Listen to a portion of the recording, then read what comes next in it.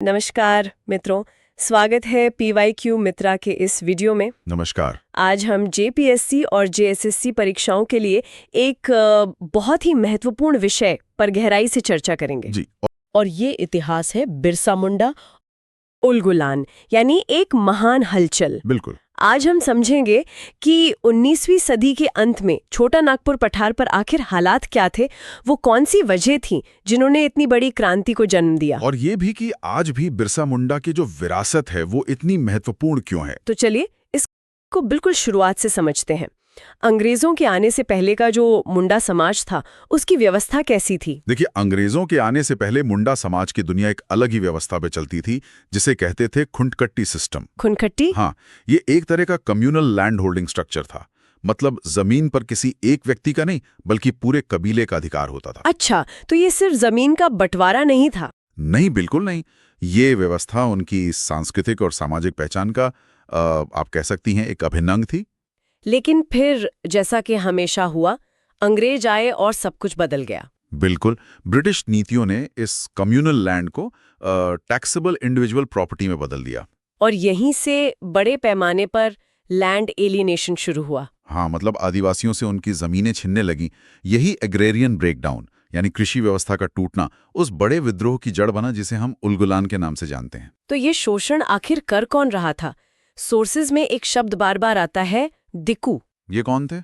दिकू एक बहुत बहुत महत्वपूर्ण शब्द है। हाँ। मुंडा लोग बाहरी लोगों के लिए इसी शब्द का इस्तेमाल करते थे। सिर्फ बाहरी लोग? नहीं, सिर्फ बाहरी नहीं, चाहे वो जमींदार हों, साहूकार हों या ठेकेदार, ये वो सब लोग थे जिन्होंने उनकी जमीनों पर कब्जा कर लिया था। अच्छा। बाद में बिरसा मुंडा ने इन्हीं दिकुओं को आदिवासी समुदाय का सबसे बड़ा दुश्मन घोषित किया। तो मतलब ये शोषण एक पूरी व्यवस्था के तहत हो रहा था। हाँ, ये एक सिस्टम ऑफ डुअल ऑपरेशन था, ऐसा कह सकते हैं। सबसे ऊपर तो ब्रिटिश राज था ही। और उनके नीचे दो तरह के शोषक थे। पहले जागीरदार्स और ठेकेदार्स, यानी जो बिचौलिया जमींदार थे। और दूसरे थे मनी लेंडर्स और कॉन्ट्रैक्टर्स, मतलब साहूकार और ठेकेदार। ये दोनों मिलकर मुंडा लोगों का शोषण करते थे। और इनके शोषण के तरीके क्या थे? मतलब ये करते क्या थे? 3 मुख्य तरीके थे। पहला तो था लैंड एलियनेशन, जमीन से बेदखली। जी। जागीरदारों और ठेकेदारों ने पारंपरिक खुटकट्टी व्यवस्था को खत्म कर दिया। इसका नतीजा ये हुआ कि मुंडा अपनी ही पुश्तैनी जमीन पर बटाईदार यानी शेयर क्रॉपर्स बनकर रह गए। और दूसरा तरीका था वो बेथ-बेगारी। हाँ, बेथ-बेगारी यानी फोर्स लेबर। आदिवासियों को जमींदारों और औपनिवेशिक परियोजनाओं के लिए बिना मजदूरी के काम करने पर मजबूर किया जाता था। और तीसरा, जो शायद सबसे खतरनाक था, वो था कर्ज का जाल। बिल्कुल, डेट एंड डिसीट। साहूकार ऊंची ब्याज दरों और झूठे हिसाब किताब का इस्तेमाल करके मुंडा लोगों को एक ऐसी पुश्तैनी गुलामी, हेरेडिटरी बॉन्डेज के जाल में फंसा लेते थे कि उनकी जमीनें अपने आप उनके हाथ में चली जाती थी। इन्हीं मुश्किल हालातों के बीच फिर एक लीडर का जन्म हुआ। हाँ, बिरसा मुंडा।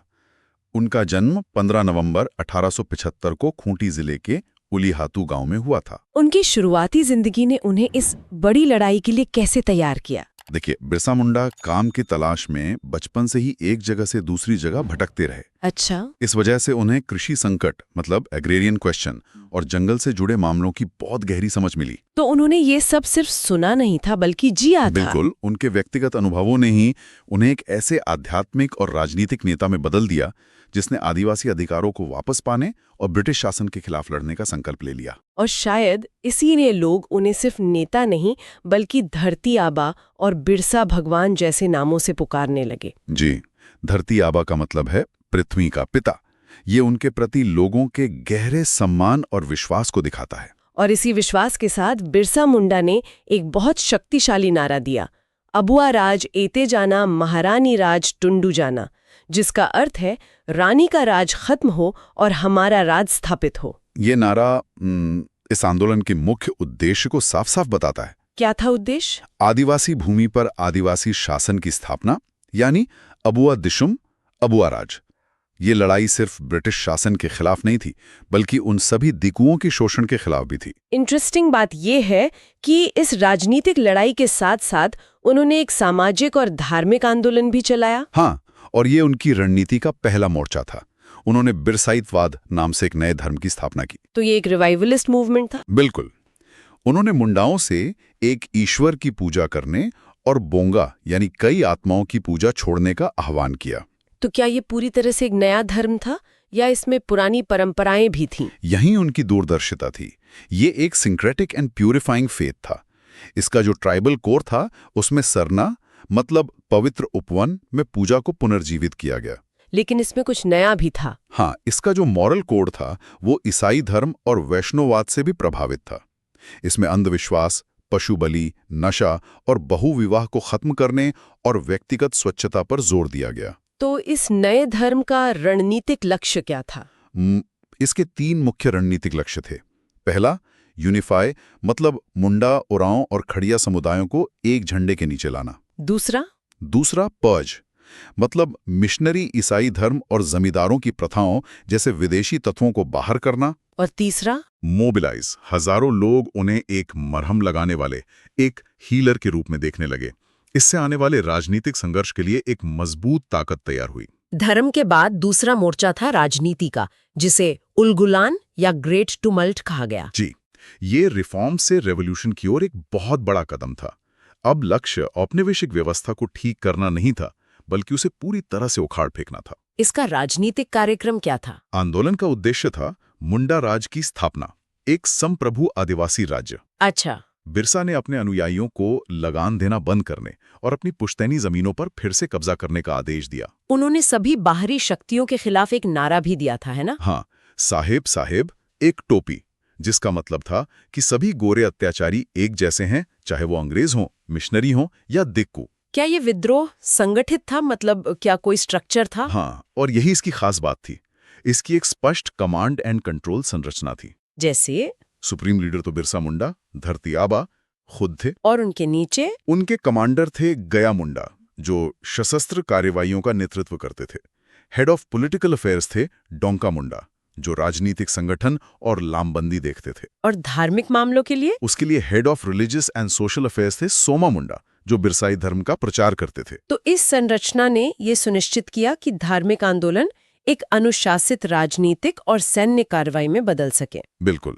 और फिर विद्रोह शुरू हुआ क्रिसमस 1899 की पूर्व संध्या पर। जी, लगभग 7,000 अनुयायियों ने रांची और सिंहभूम जिलों में चर्चों और मिशनों जैसे औपनिवेशिक सत्ता के प्रतीकों पर हमला किया। इसके बाद घटनाएं तेजी से बढ़ी होंगी। बहुत तेजी से। 5 जनवरी 1900 को अनुयायियों ने एथकेडीम में 2 पुलिस कांस्टेबलों को मार डाला। 7 जनवरी को उन्होंने खूंटी पुलिस स्टेशन पर हमला किया। और फिर डुम्बारी पहाड़ी का नरसंहार हुआ 9 जनवरी 1900 को। उस जगह को सैल रकब पहाड़ी भी कहते हैं। कमिश्नर ए फोर्ब्स के नेतृत्व में ब्रिटिश सैनिकों ने बिरसा के गुरिल्लाओं पर हमला किया। ये एक बहुत भीषण नरसंहार था। जी, इसे अक्सर जलियांवाला बाग से भी ज्यादा खूनी कहा जाता है। इसमें 400 से ज्यादा मुंडा योद्धा मारे गए। हालांकि बिरसा मुंडा वहां से बच निकले, लेकिन वो ज्यादा दिन आजाद नहीं रह पाए। नहीं, उन पर 500 रुपए का इनाम रखा गया था। 3 फरवरी 1900 को उन्हें जमकोपाई जंगल से गिरफ्तार कर लिया गया। और फिर उनकी शहादत हुई। गिरफ्तारी के बाद बिरसा मुंडा को रांची जेल में रखा गया। 9 जून 1900 को महज 24 साल की उम्र में हिरासत में उनकी मृत्यु हो गई। आधिकारिक कारण तो हैजा बताया गया था, कॉलेरा। हाँ, लेकिन कुछ लोगों को शक है, और ये शक आज भी है, कि उन्हें जहर दिया गया था। और आंदोलन का क्या हुआ? आंदोलन को बेरहमी से कुचल दिया गया। लगभग 350 मुंडाओं पर मुकदमा चलाया गया, 3 को फांसी दी गई और 44 को आजीवन कारावास के लिए भेज दिया गया। तो शारीरिक रूप से आंदोलन खत्म हो गया? हाँ, लेकिन बिरसा की शहादत ने उन्हें अमर बना दिया और अंग्रेजों को उन शिकायतों पर ध्यान देने के लिए मजबूर किया जिनके कारण ये विद्रोह हुआ था। तो यहाँ सबसे बड़ा सवाल ये उठता है कि क्या इस महान बलिदान का कोई ठोस परिणाम निकला? हाँ, एक बहुत बड़ा और ठोस परिणाम निकला। बिरसा की मृत्यु के 8 साल बाद 1908 में औपनिवेशिक सरकार ने छोटा नागपुर टेनेंसी CNT एक्ट पारित किया। और ये कानून सीधे तौर पर मुंडा विद्रोह का ही परिणाम था। बिल्कुल। इस एक्ट की सबसे खास बात क्या थी? इसका सबसे महत्वपूर्ण प्रावधान था आदिवासी जमीन को गैर आदिवासियों को हस्तांतरित करने पर रोक लगाना, मतलब prohibited the transfer of tribal land to non tribals. ये तो बहुत बड़ी जीत थी। बिल्कुल, ये वही कानूनी उपाय था जिसे सरदार आंदोलन सालों से हासिल करने में विफल रहा था। इस एक्ट ने खुटकट्टी व्यवस्था को भी कानूनी मान्यता दी। अच्छा, तो एक्ट के अंदर भूमि हस्तांतरण को नियंत्रित कैसे किया गया? इसके कुछ प्रमुख सेक्शन थे, जैसे एक जनरल प्रोहिबिशन तो था ही, फिर सेक्शन 46A के तहत एक आदिवासी अपनी जमीन दूसरे आदिवासी को बेच सकता था, लेकिन केवल डिप्टी कमिश्नर यानी डीसी की सहमति से। और सेक्शन 49? सेक्शन 49 के तहत उद्योग या कृषि जैसे विशिष्ट उद्देश्यों के लिए राज्य की मंजूरी से गैर आदिवासियों को भूमि हस्तांतरण की अनुमति थी। तो ये एक पूरी जीत नहीं थी, एक तरह का समझौता था। हाँ, आप इसे एक स्ट्रेटेजिक कॉम्प्रोमाइज कह सकती हैं। ये दिकुओं द्वारा किए जा रहे शोषण के खिलाफ एक बहुत बड़ी जीत थी, लेकिन इसने औपनिवेशिक राज्य की शक्ति को भी बनाए रखा। खैर, कानून से परे अगर देखें तो बिरसा मुंडा की सबसे बड़ी विरासत एक राष्ट्रीय नायक के रूप में उनकी पहचान है। बिल्कुल, वे स्वदेशी अधिकारों और उपनिवेशवाद विरोधी संघर्ष का एक बहुत शक्तिशाली प्रतीक बन गए हैं। उन्हें राष्ट्रीय स्तर पर भी पहचान मिली है। हाँ, दो बड़ी बातें हैं। पहली, उनका चित्र भारतीय संसद संग्रहालय में लटका हुआ है, जो कुछ ही आदिवासी नेताओं को मिला एक दुर्लभ सम्मान है। और दूसरी, 10 नवंबर 2021 को भारत सरकार ने उनके जन्मदिन 15 नवंबर को जनजातीय गौरव दिवस के रूप में घोषित किया। और उनकी विरासत आज भी जीवित है। हाँ, कई रूपों में वो झारखंड के एक फाउंडिंग फादर माने जाते हैं। और झारखंड राज्य का गठन भी 2000 में उनके जन्मदिन पर ही किया गया था। जी, इतना ही नहीं, भारतीय सेना की बिहार रेजिमेंट का युद्ध घोष है बिरसा मुंडा की जय। और सबसे बड़ी बात,